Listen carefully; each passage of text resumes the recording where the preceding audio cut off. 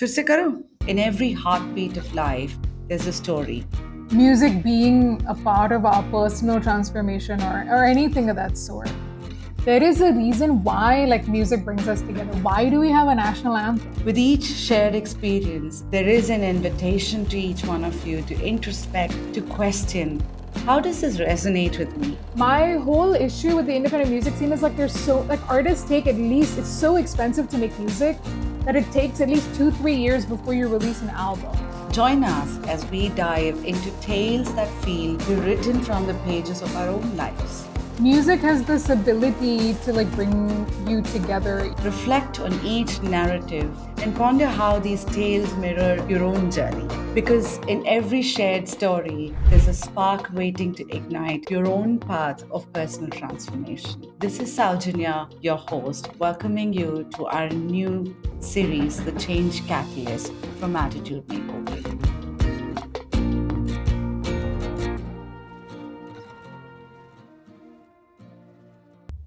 Hi, everybody. Welcome to another episode of Attitude Makeover. This is your host, Saujanya Shetty.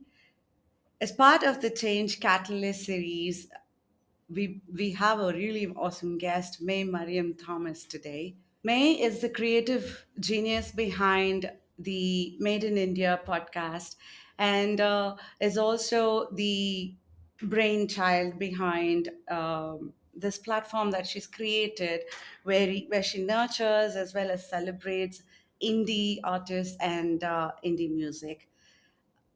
As we go into traversing through May's journey today, one of the curious questions I'm going into this conversation with is, does music really serve as a change catalyst for both personal transformation as well as a collective transformation? I have my own thoughts on this. I believe it does. And if it does, how does it do it?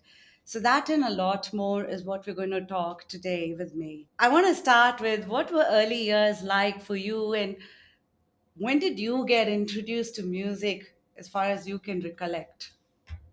Oh my God, probably while I was in my mom's womb. I don't know. I think my mother was always someone who's a bit of a, just like your mom, but in a very different way. My mom taught herself guitar. I think one of the first songs I ever learned on guitar was House the Rising Sun by the Animals. My mom used to listen to a lot of music. And so I think I just grew up listening to music because of my mom, really. And our whole family sings. So, if you were at any family reunion, 100% people are going to be singing. So, yeah. And then plus, things like going to church and singing hymns. And yeah. So I feel like my music education's always kind of been there in the background because my mom, and yeah, and then every part of whatever you would consider had music attached to it. So we would watch films, and then even in the films, my mom would be like, "Wasn't that music amazing? Was that song awesome?" And then we'd get obsessed with I used to get obsessed with OSTs. But yeah, so I think music was always a really big part of my life. In the sense that it was just always around. My mom always knew which was the coolest song that was on the charts, and yeah. So I think it was also because, there's this phrase that I learned very recently through another friend of mine called being a third culture kid, which is you grow up in a culture that's not necessarily the one you're originally from. It's not the same as being born in another country. It's that a lot of us are born in India, grow up part of our life in India, and then live in the Middle East or live in. So my mom was a third culture kid. So she was born in Aden, which is now Yemen. She lived for 10 years in Hong Kong because my grandpa was a banker there, and then came back to India. So she and her brothers were really into a lot of really cool music. And they had this incredible record collection. Like my grandpa had a really great record collection. Things like Glenn Campbell. My grandma still sings Jim Reeves songs. And we sometimes when I go see my grandma, I just went to go visit her for her birthday in August. And we would wander around and suddenly my grandma will just sing a song that she remembers from her younger days. And in that sense, that I think music has just always been around in general with my family or with the kind of music they were into. And so, yeah, I don't think that was anything new in terms of not having a love for music. So it was just, it's there, it's always in the background in the sense it never feels like an effort. It always feels like something that's just part and parcel of your life, really. So yeah. And what was early years like? Did you talk to us a little bit about yourself and the early years? I guess I'll just start from the beginning. So, like most, I mean, I was the old. I'm old. I have a younger brother. I'm the older sibling. I think usually, like, it's a tradition that the first child is always born in the mother's house. So I was born in Kerala. I was barely there for 6 months because my parents actually lived and worked in Bombay. And then we were living in Bombay for a few years, and my father got a job in the Middle East, which is where we moved there when I was probably around maybe 4 or 5 years old. And then in the Middle East, we lived there. I mean, I pretty much, my dad still technically lives there, but I was in international school there. I, sort of spent, I think, from maybe second or third standard all the way till sixth, seventh standard in Qatar in Doha. And then my parents put us in boarding school. So I was in a place called Rishi Valley School in Andhra. And then from seventh standard to 12th standard, I was there. So that's pretty much all of my growing up years and kind of just flitting between different parts of India, Middle East. So yeah, I'm one of those like cliched Malayalis that grew up in the Middle East. But yeah. So I think when we were talking, when we connected earlier, you spoke about creating these mixtapes. That's something I resonated with very early on as well. I think for me, I was exposed to all kinds of all genres and all types of music. I loved ghazals, I loved Sufi music, I loved metal, I loved it. It was just the mood of the day, and I used to make my own mixtapes. And I think that's one of the things you took pride in, which is discovering this cool song and really talking about it or connecting over it. Talk to me a little bit about that. Yeah. So the thing was that I guess that this is kind of like one of the things that is partly inspired what actually made in India my indie music podcast is about. A lot of people when people want to know like, okay, so where did this show or this idea come from? And I think it was just at the time I was quite like jaded by radio in general. I kind of felt like there were so many things that I wanted to do while I was on the radio that I just wasn't able to do because of whatever sort of restrictions that you have in the general media corporate world.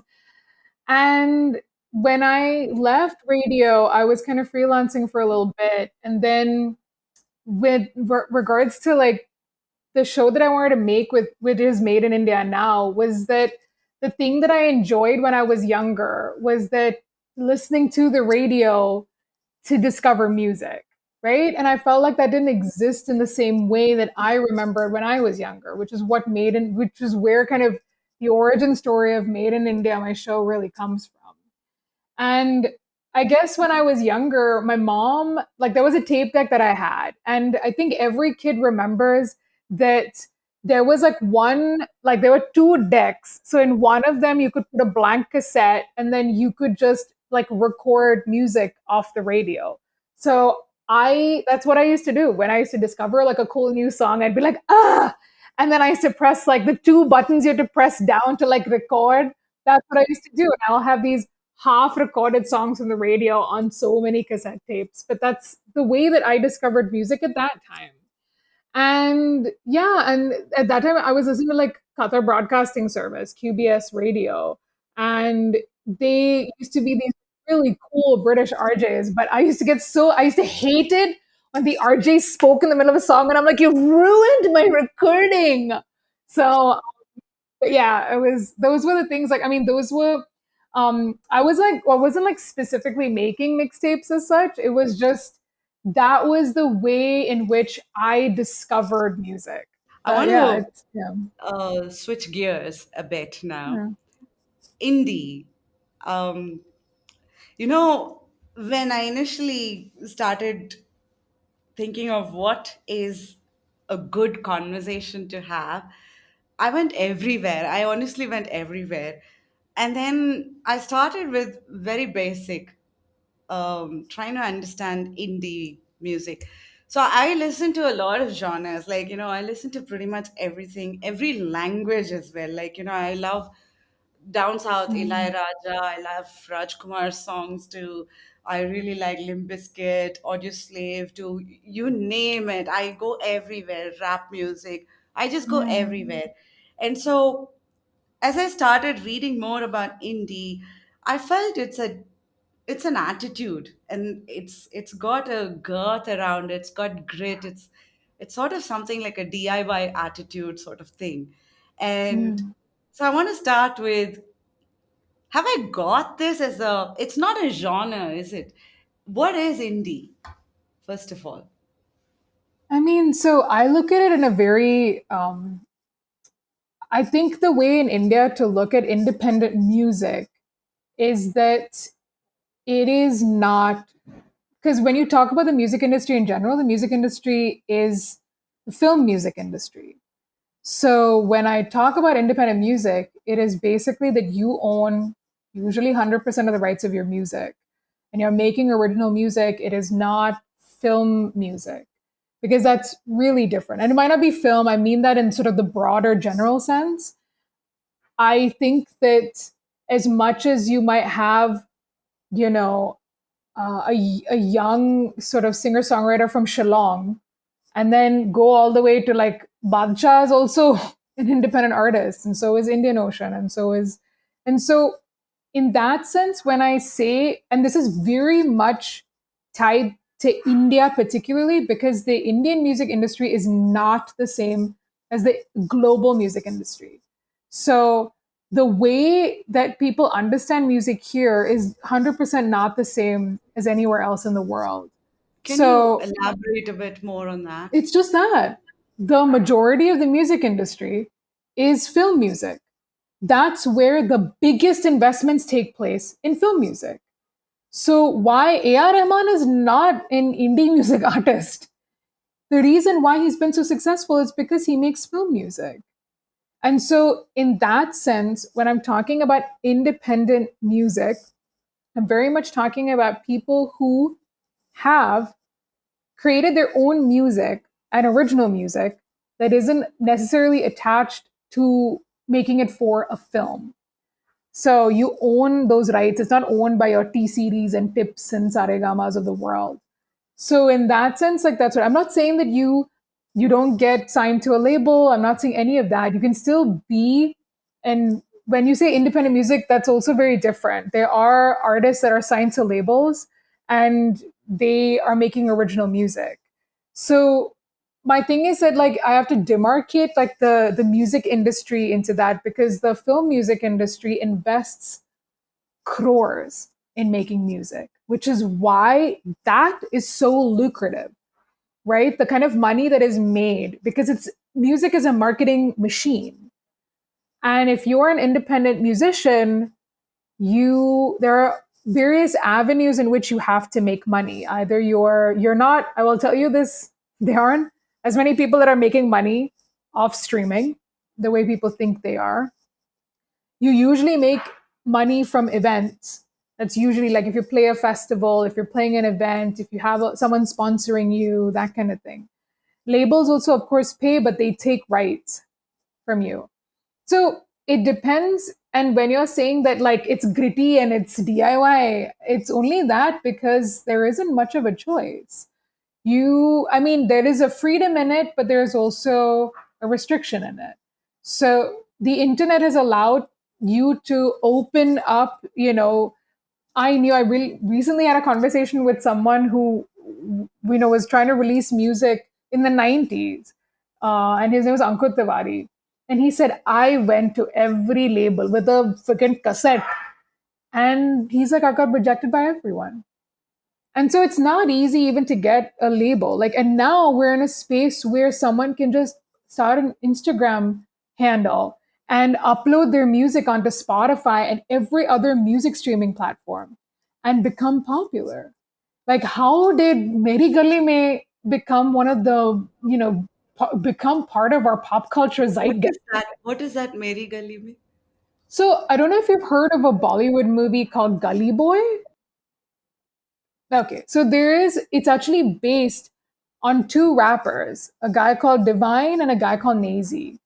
And so the two of them collaborated and made a song. They literally came from the gullies of a chawl in like Bombay, and they became one of the biggest rappers in India now, particularly Divine. And so Zoya Akhtar saw them perform live at a venue in Bombay called Blue Frog and wanted to tell their story. And that's how Gully Boy happened. And it's based on a real story. So when that rap song became part of like mainstream culture, it was just a YouTube video they put out. And so the internet is this great place for discovery. But yes, like doing everything on your own, because making music is expensive and it's not easy. And you're a lot of the time, because I get sent so much music, I know my audio engineers are like weeping because some of them aren't mixed, they're not mastered properly. It's tough. And half the time we're doing some of that stuff when we're mixing our audio files. So dealing with music is very, very different. And so I'll say that the thing that we talk about being, the epitome of the struggling artist, I do feel like a lot of those from the independent music space are that. It's not easy, but they do work hard. It is also, like I said, music is also unbelievably subjective. Just because you make music that you think is going to be great doesn't mean that everyone's going to necessarily like it. And I know that there are artists, which is why like I love what I do, because I get to discover so much amazing music coming out of like all the corners of the country, whether it's like some cool punk band from Guwahati, or if it's, a sort of dream pop band from Kochi, or some shoegaze band from Chandigarh. Like these are all amazing artists and they're doing something different. But the thing is that with the internet comes this, you're just in this hugely loud, crowded room. And so to be able to stand out, you know, within that hugely large, crowded room becomes very difficult. And then creating opportunities for yourself. Like, okay, I've put my album out, or I put this single out. Now I'm going to promote it on social media. I'm going to ask my friends to promote it. I'm going to make a music video. I'm going to try to play at a couple of venues. And then so at some level, like everyone is doing their best to keep doing what they're doing and putting their music out there. But it becomes very difficult to make it lucrative. I had, there's this band from Bangalore actually called Swaratma, and yeah, so I had them on my show a little while ago. And one of the things that they talked to me about is when the pandemic hit, so they said something so interesting. They're like, we as musicians, we don't have a pension plan. That doesn't exist. But one of the things that they did, and they've been around for now 20 years, is that they had decided they'll put little aside every like month into this sort of rainy day fund.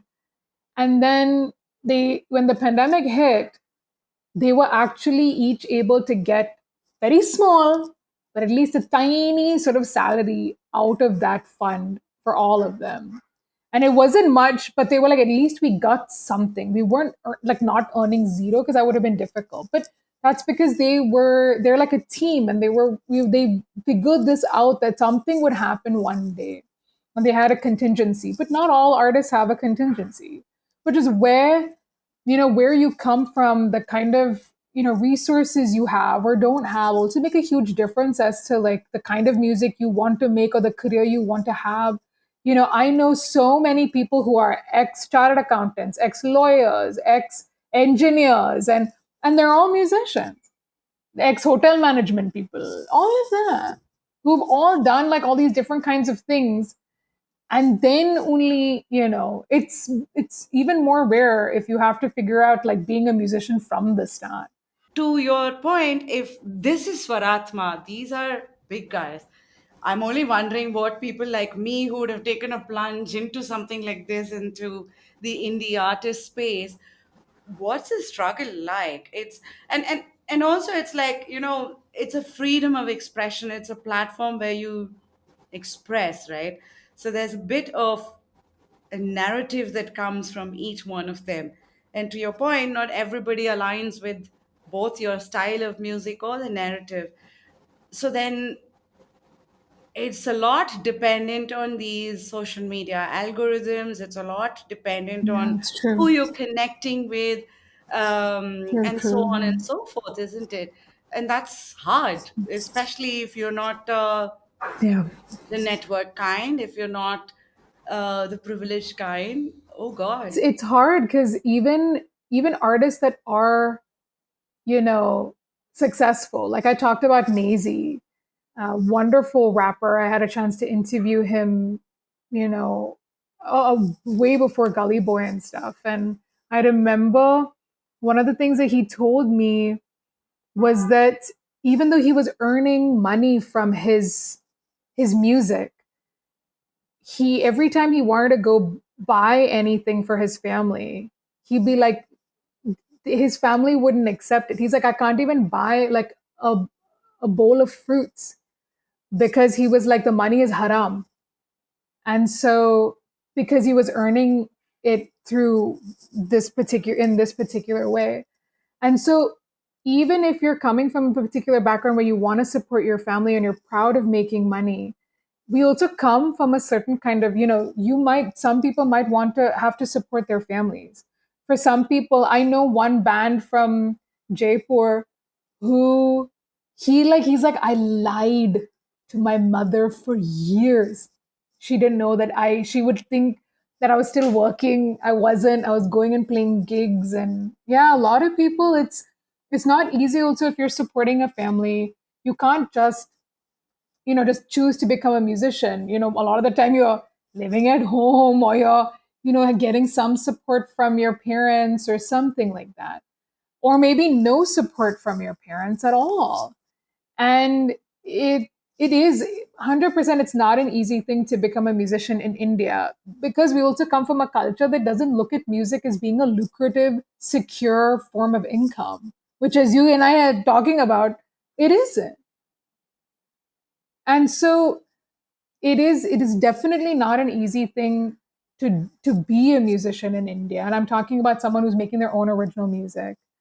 I think that we're in an interesting time, because I feel like the internet has opened the opportunity for you to learn and to have an audience that you wouldn't have maybe had any other time before. And you can build some of that yourself, but it also becomes difficult, to manage yourself. It's hard, especially if you're doing relatively well, or if you have opportunities. How do you, because there is so much that also comes with being a musician.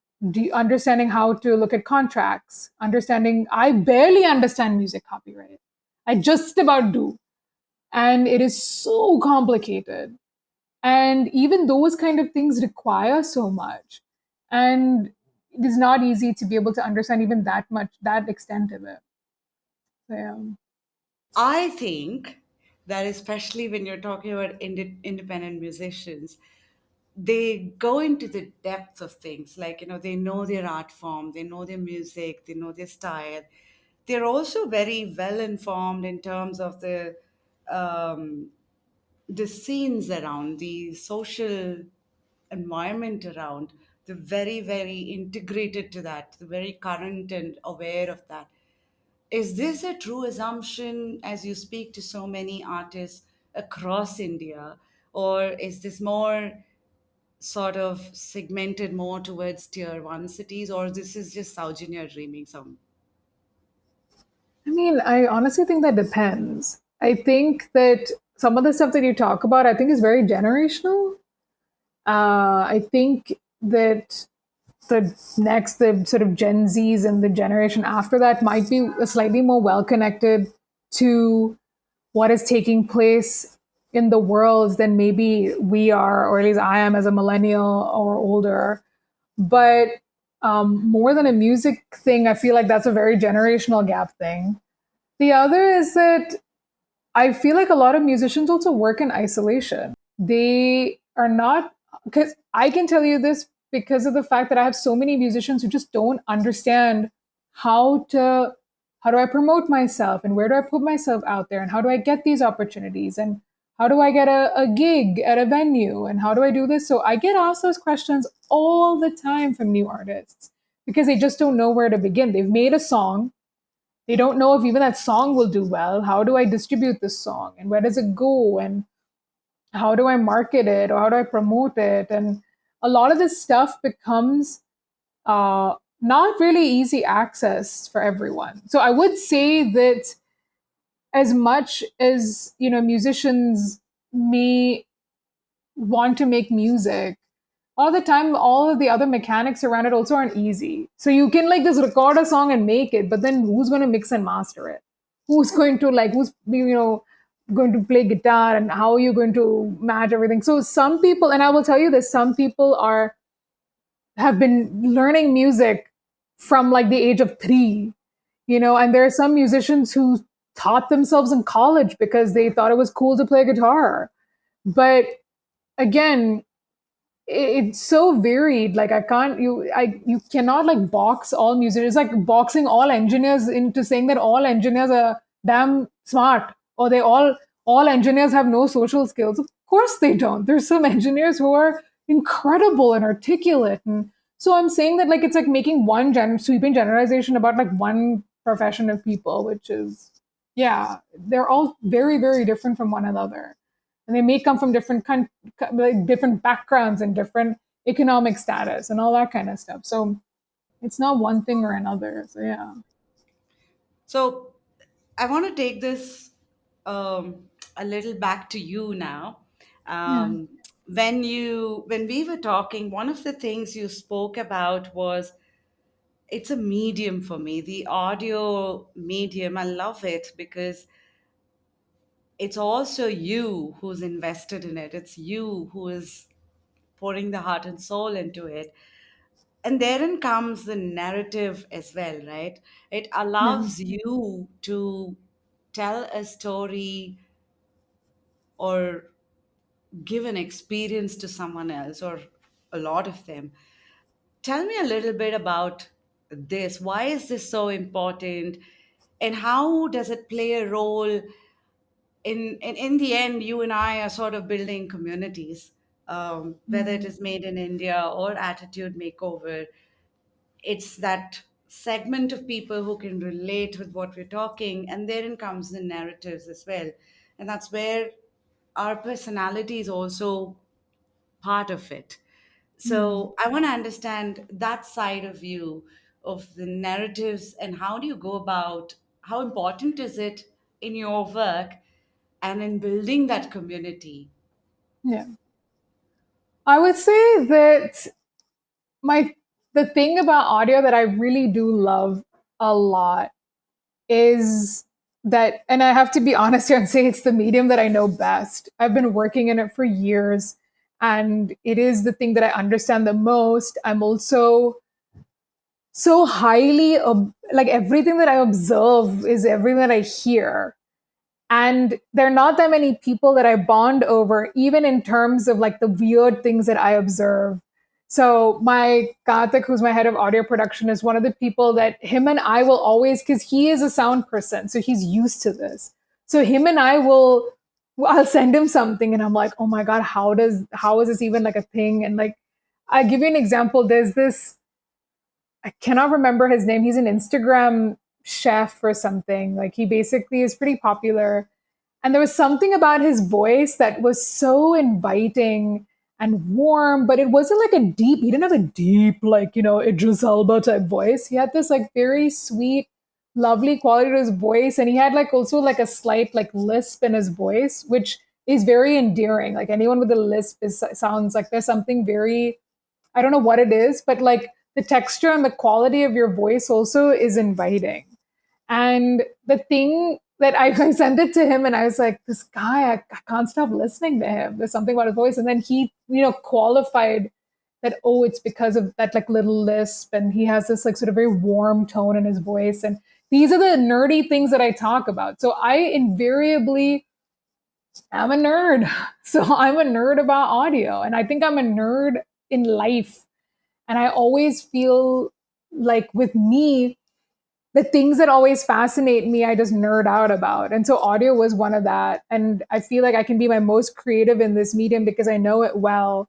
And I'm always listening to the way people speak. You know, even when someone's talking to me in another language, I may not understand the language, but I like accents. So I remember when I was coming back, we were going from Kerala to Chennai and we stopped at Trichy, and the Trichy accent is so beautiful, and it's not like the Chennai accent at all. And I was asking my aunt, and she said that they speak a slightly pure form of like Tamil or something like that. And so even like the way people speak, like I don't, I may not understand anything anyone's saying, but I notice like the vocal quality.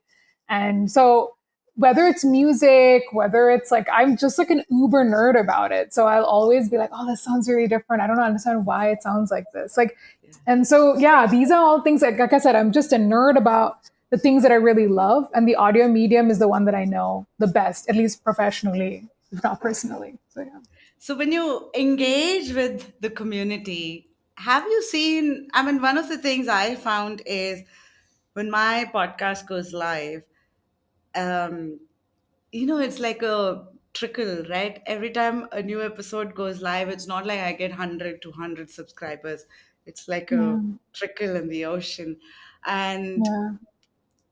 and yet it is these messages and DMs that come, hey, this particular moment made me pause and think, and I really thank you for that. Those are very Yeah. gratifying in some ways, and in some ways I believe that's how the community is slowly building.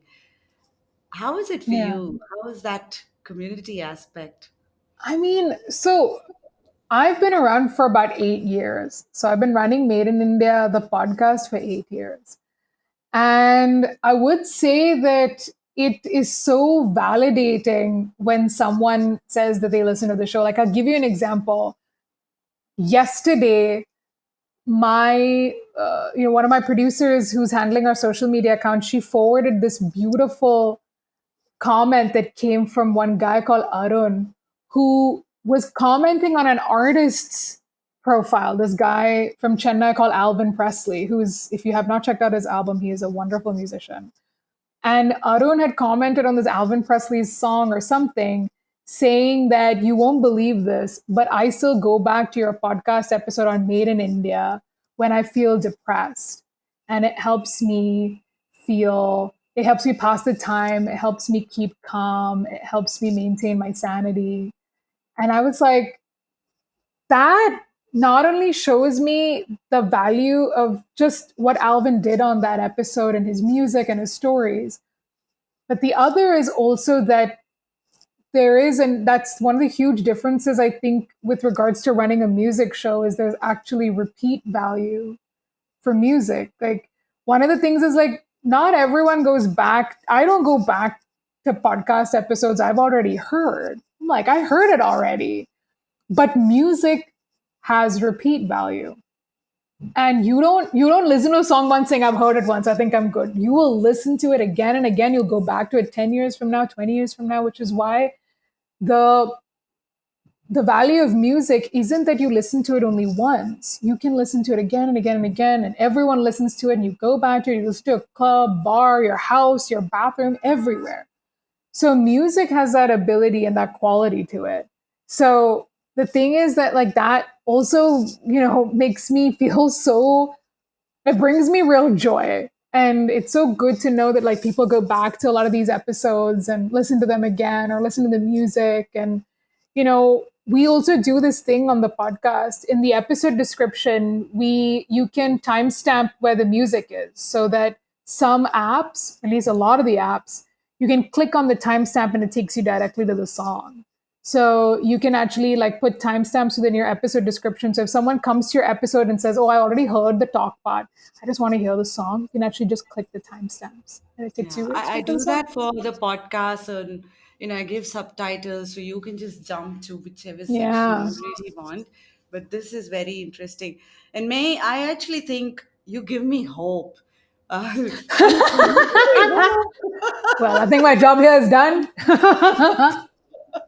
seriously, because it's daunting at times because some say it is charity, some say you're clueless, and I don't know where you're headed. But Yeah. I do also hear a lot of people saying what a beautiful platform you created, and it's that community that really holds turf and space for each other.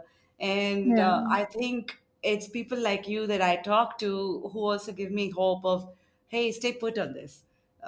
Yeah. But just get And better and also, better. like, Don't just waste time on being the same thing yeah. every time. And I promise you, the thing is that this is where you get an opportunity to, like, I always say this, there's so many more things that you can do with your show. Don't ever like go, okay, I'm making the show that is going to become the game. No, your show will change. My show, the show that I made, I've made over 350 episodes of a podcast. And what my show sounded like on day one and 8 years later is not the same at all. And I have like four different formats of my show. I've done short versions, long versions, mixtapes, full-blown studio sessions. There's so many formats of this show, so never feel like you're limited also by what you've already made. Yeah. I want, this is my final, I swear, this is my final part of the Yeah. conversation. This journey, having gone, you've gone through this for 8 years. I've gone through Yeah. this just about 2 years now. Um, I feel is not just like how we started, it's not harmonious and dissonance, but it's also a sort of a self discovery journey Yeah. because you start seeing the inner you a lot more of what you like, what you don't like, what are boundaries, and so on and so forth. Tell me from when you started to today, how have you discovered yourself? What's that transformation you've gone through? I can definitely tell you like the one thing that you will realize about your show and the thing that made me like discover like what it is that I was actually making is that as much as you're doing something where you're profiling someone or you're like it's this person and this musician and who they are and what they're doing and the show is actually a reflection of me, and it is a reflection of like what I believe in, what I think about. Like I think this happened to me at the end of 2020 when I had this like I do this like best of special where I pick out all the best songs that were recorded on Made in India, and I do a best of, and then I basically sort of introduce each of these songs and the episode and the artist.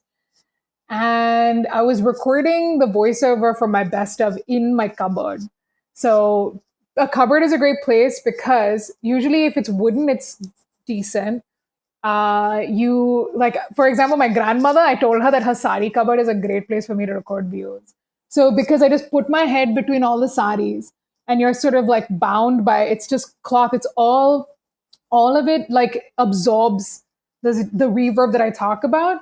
So then I just hold like my little Zoom mic or whichever that I have with me, and then I record.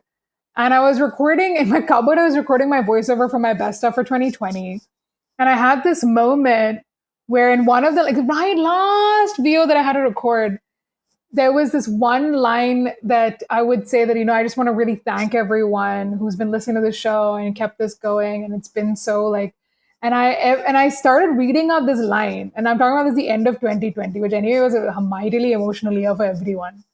I just started crying, just like weeping. And then I was like, what is wrong with me? So I like switched off my recorder. I got out of my cupboard and just wiped my tears. And I just went, okay, okay, okay. I'll just do this again. And then I did it. And the moment I hit that line, I started crying again like an idiot. And then I'm like, what is wrong with me? And then I'm like, it's like Was this it not that even time of the like, month? what a question to ask. I'm sorry, that's a real jackass question to ask. Genuinely terrible. You've spoken like my Talk daughter about like now. talk about supporting the patriarchy, man. Wow. No, it was not my time of month. Thank you very much. 2020 was an incredibly difficult year for anyone on planet Earth. Okay. And so I will tell you, as a business owner, as anyone, being emotional is not just that time of month. Being emotional can also be that you are in a high stress job, that life is really difficult for you, that like the things that you were used to, you're not used to anymore. And so, yeah, so the third time that I went to do my voiceover and I started tearing up again, I realized that, you know, the reason why I was tearing up is because of this. I've gone through a roller coaster of like ups and downs, and the thing that has like held me together is the show and the music and my team and whoever is like listening. And no, it wasn't based on my time of goddamn month. It was because I've been through a lot. And I had to allow myself to really be that. If I couldn't record my voiceover first time, second time, third time because of this, I decided that, you know what, I've gone through a tough time and it's okay if I get a little teary eyed on my podcast. So, yeah, I let that in there. I left in, and my engineer called me and he's like, should I take this out? I said, no, do leave it unedited. Don't even take out the gaps. Leave it all in there.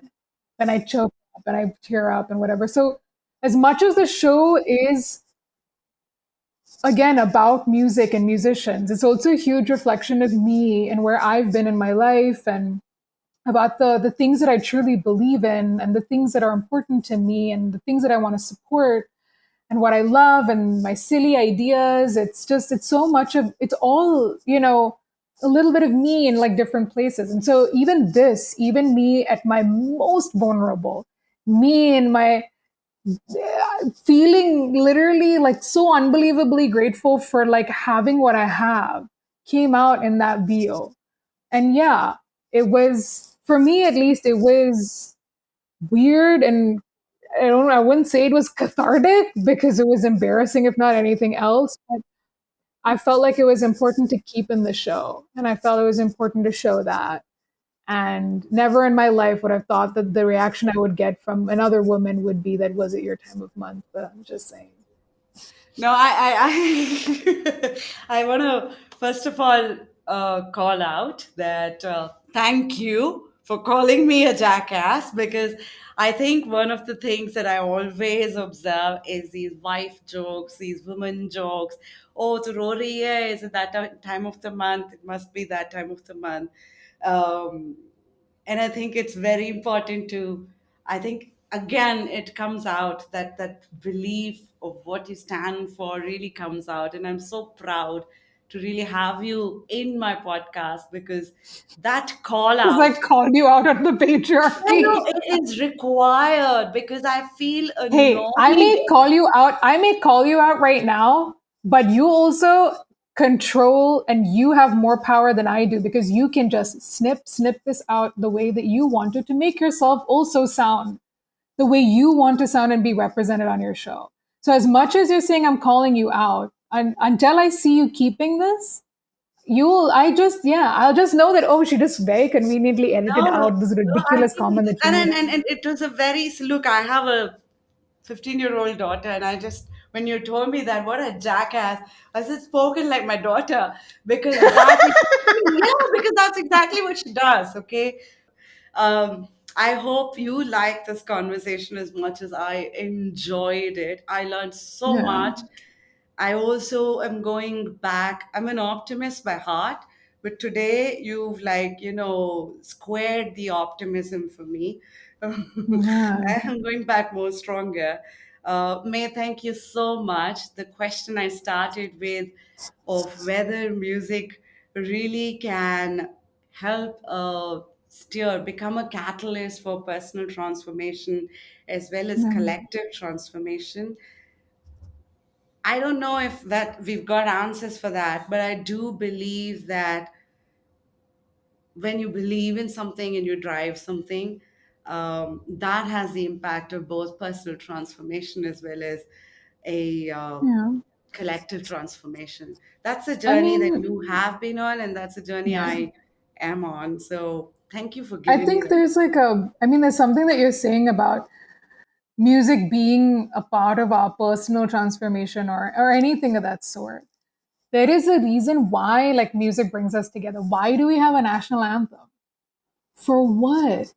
It's the song that everyone knows the words of. It brings us all together. It reminds you of something, a place, a person.